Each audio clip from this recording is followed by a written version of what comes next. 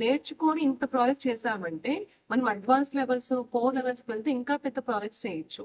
అందుకే మీరు ఏ కోర్స్ నేర్చుకున్నా ఆ కోర్స్ ని సింపుల్ గా ఇలా ఇంప్లిమెంట్ చేసుకుంటే మీకు different levels of programming knowledge అంతా బాగా వస్తుంది. Okay, this is one of the example for it. No projects ఎలా దొరుకుతాయంటే యూ కెన్ గో.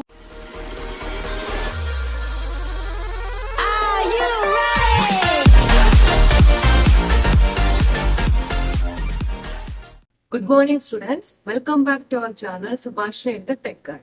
నేను మీకు చాలాసార్లు చెప్పాను, ప్రోగ్రామింగ్ నేర్చుకుంటే సరిపోదు, ఆ ప్రోగ్రామింగ్ ని బాగా ఇంప్లిమెంట్ చేయాలి అనేసి. అందుకు ఎగ్జాంపుల్ చూపిస్తాను. నా స్టూడెంట్స్ ఉన్నారు, అక్షస్ అండ్ అక్షయ్, ఇద్దరు జావా నేర్చుకున్నారు. జావా నేర్చుకొని అంటే basic concept up to the package వరకు నేర్చుకున్నాం. యూజింగ్ దీస్ కాన్సెప్ట్ ఒక మంచి ప్రాజెక్ట్ ఇంప్లిమెంట్ చేశారు. ఆ ప్రాజెక్ట్ మీకు కూడా ఎక్స్ప్లెయిన్ చేస్తాను. ఇక్కడ ఏంటి అంటే నేను మీకు ఒక ఐడియా ఇస్తున్నాను. మనం ఏ కోర్స్ నేర్చుకున్నా ఆ కోర్స్ ని ఒక ప్రాజెక్ట్ లెవెల్ వరకు తీసుకొని వెళ్తే సబ్జెక్ట్ ని డీప్ గా అర్థం చేసుకోవచ్చు అనడానికి ఒక one example. Now without any delay, let me show that project. Okay. Hi. Firstly, let us check our output of the project so that we can understand the project easily. Here I am checking the output in command prompt. నేను అన్ని Java pay అనే ఫోల్డర్లో save చేశాను. So first Java pay అని కొట్టేసి తర్వాత మనం ప్రాజెక్ట్ని compile చేయడానికి జావాసి అండ్ క్లాస్ నేమ్ వచ్చేసి bank.java. సో ఇప్పుడు ఏమైనా ఎర్రర్స్ ఉంటే ఇక్కడ చూపిస్తుంది. సో ఇక్కడ ఏం ఎర్రర్స్ లేవు కాబట్టి నెక్స్ట్కి వెళ్ళింది. సో మన అవుట్పుట్ని డిస్ప్లే చేయడానికి just Java and class name కొడితే సరిపోయింది. So welcome to Java banking. ఇక్కడ మనకి 7 ఆప్షన్స్ కనిపిస్తున్నాయి. Create account, deposit money, withdraw money, transfer money, check balance, view transaction history, exit. First of all మనం ఇది కొత్త బ్యాంక్ కాబట్టి మనం కొత్తగా అకౌంట్ క్రియేట్ చేసుకోవాలి. క్రియేట్ అకౌంట్ కొట్టడానికి option 1, enter customer name, select account type, savings, and enter initial deposit. Now I am depositing amount of 10,000. So see, we can clearly seeing that amount created successfully on the account number of 1001. అంటే account number 1001 లోపల 10,000 అనే amount credit అయ్యాయి. So ఇప్పుడు మనం next ఇంకొక account create చేసుకుందాం. So that we can transact from one account to another account. Account number current, initial deposit వచ్చేసి 10,000. Okay, ఇక్కడ కూడా ఇంకొక అకౌంట్ క్రియేట్ అయింది. Amount created successfully on the account number of 1002. So ఇక్కడ మనకి 2 accounts create అయినాయి, ఒకటి 1001, 1002. ఈ 2 అకౌంట్స్ లోపల ఒక దాంట్లో 10,000 ఉన్నాయి, ఇంకో దాంట్లో 10,000 ఉన్నాయి. సో ఇప్పుడు మనం ట్రాన్స్ఫర్ చేసి చూద్దాం.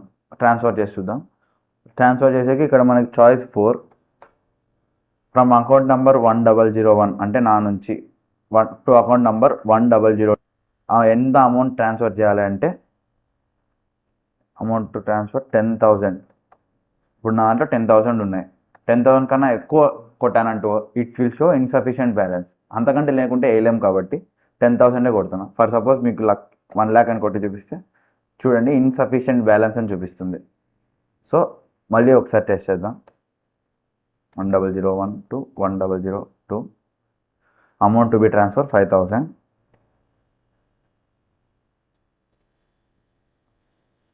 ఓకే, ఇప్పుడు బ్యాలెన్స్ ట్రాన్స్ఫర్ అయిపోయింది. వక్షస్ అకౌంట్కి ట్రాన్స్ఫర్ అయిపోయి ఎంత అమౌంట్ ఉందంటే ట్రాన్స్ఫర్ 5,000 సక్సెస్ఫుల్గా ట్రాన్స్ఫర్ అయిపోయింది. రిమైనింగ్ బ్యాలెన్స్ వచ్చేసి 5,000 ఇక్కడ చూపిస్తుంది. నెక్స్ట్ ఇప్పుడు కరెంట్ బ్యాలెన్స్ చెక్ చేద్దాం. ఫర్ బ్యాలెన్స్ చెక్ చేయడానికి ఆప్షన్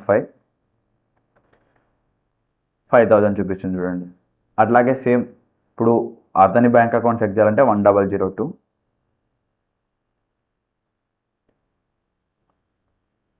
అకౌంట్ నెంబర్ వచ్చేసి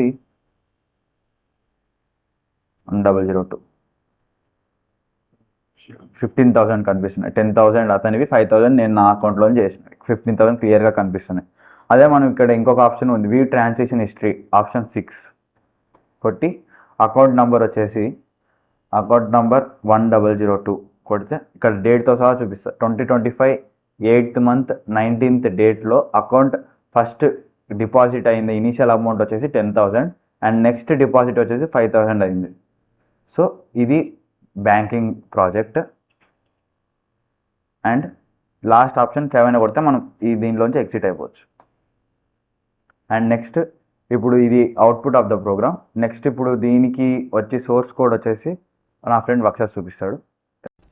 నాకు అక్షయ్ చెప్పిన అవుట్పుట్కి ఇప్పుడు ప్రోగ్రామ్ ఎక్స్ప్లెయిన్ చేస్తున్నాను. ఇది ప్యాకేజెస్ ఇంకా మెయిన్ ప్రోగ్రామ్ టూ పార్ట్స్గా డివైడ్ చేసుకున్నాం.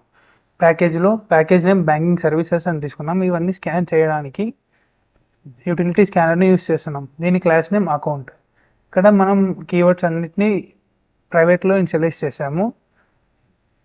ఇంకా మెయిన్ ప్రోగ్రాంలో వచ్చి ప్యాకేజ్ని ఇంపోర్ట్ చేసుకున్నాం. బ్యాంకింగ్ సర్వీసెస్ డాట్ అకౌంట్ ఇంకా ప్యాకేజ్ నేమ్ ప్లస్ క్లాస్ నేమ్ని మనం మెయిన్ ప్రోగ్రాంలోకి ఇంపోర్ట్ చేసుకున్నాం. ఇక్కడ మెయిన్ ప్రోగ్రామ్ యొక్క క్లాస్ నేమ్ బ్యాంక్. సో ఇక్కడ మనం ఇందాక చెప్పిన అవుట్పుట్ యొక్క మెనూ ఇక్కడ డిస్ప్లే అవుతుంది. ఇక్కడ మనం 7 ఉన్నాయి. Create account, deposit money, withdraw money, transfer money, check balance, view transaction history, exit. ఈ 7 ఉన్నాయి. వీటిని మనం స్విచ్ కేసెస్లో రాసుకున్నాం. ఈ స్విచ్ కేసెస్ 7 ఉన్నాయి. సో ఫస్ట్ ఏమో అకౌంట్ క్రియేట్ చేసుకున్నాం.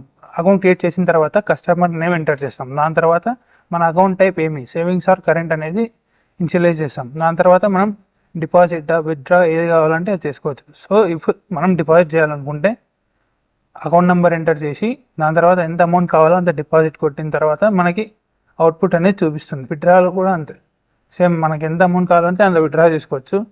చేసిన తర్వాత అమౌంట్ చూపిస్తుంది. ఇఫ్ విత్డ్రా అనేది సక్సెస్ అయితే మనకు బ్యాలెన్స్ ఎంత ఉందో చూపిస్తుంది. ఒకవేళ ఉన్న అమౌంట్ కంటే ఎక్కువ కొడితే ఇన్సఫిషియెంట్ బ్యాలెన్స్ అని చూపిస్తుంది. నెక్స్ట్ ఇప్పుడు మనం మనీ ట్రాన్స్ఫర్ చేసుకోవాలనుకుంటే ఒక అకౌంట్ నుండి ఇంకో అకౌంట్ నెంబర్కి మనీ ట్రాన్స్ఫర్ చేసుకో. ఫర్ ఎగ్జాంపుల్ 1001 నుంచి 1002కి అమౌంట్ ట్రాన్స్ఫర్ చేసుకోవాలనుకుంటే ఏ అకౌంట్కి అయితే మనం అమౌంట్ పంపించాలనుకుంటున్నామో ఆ అకౌంట్ నెంబర్ కొట్టి ఎంత అమౌంట్ కావాలంటే అంత సెండ్ చేసుకోవచ్చు. ఇప్పుడు ఇక్కడ మనం చేసిన మెథడ్స్ అన్నిటికీ ఇఫ్ స్టేట్మెంట్ని యూస్ చేసాము. ఈ మెథడ్స్ అన్నీ దీంట్లో జరుగుతాయి. దాని తర్వాత మనం చేసినవన్నీ చూసుకోవాలంటే మనం ట్రాన్సాక్షన్ హిస్టరీని చెక్ చేసుకోవచ్చు. So this is the programme.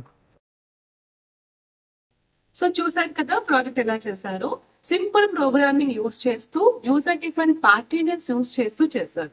Packages use చేస్తున్నప్పుడు ప్రోగ్రామింగ్ ని ఒక ప్రోగ్రామింగ్ కాకుండా మల్టీ లెవెల్ లో దాన్ని యూస్ చేయొచ్చు అనమాట. అదే ఇంపార్టెంట్ కాన్సెప్ట్.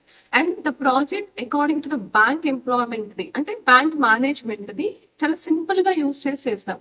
అకౌంట్ విత్డ్రా ఎలా చేయాలి, ట్రాన్స్ఫర్ ఎలా అవుతుంది amount. It's not a simple project.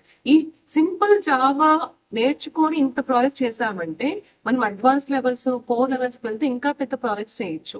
అందుకే మీరు ఏ కోర్స్ నేర్చుకున్నా ఆ కోర్స్ ని సింపుల్ గా ఇలా ఇంప్లిమెంట్ చేసుకుంటే మీకు different levels of programming knowledge అంతా బాగా వస్తుంది. Okay, this is one of the example for it. No projects ఎలా దొరుకుతాయంటే you can Google it anywhere, no problem. But take only abstract ఒకటి తీసుకోండి. Don't copy the source code copy చేస్తే మనకి ఏమి రాదు కదా. అబ్స్ట్రాక్ట్ తీసుకొని ఫ్లో చార్ట్స్ వేసుకొని ప్రోగ్రామింగ్ రాయడానికి ట్రై చేయండి. At least we can reach up to that abstract.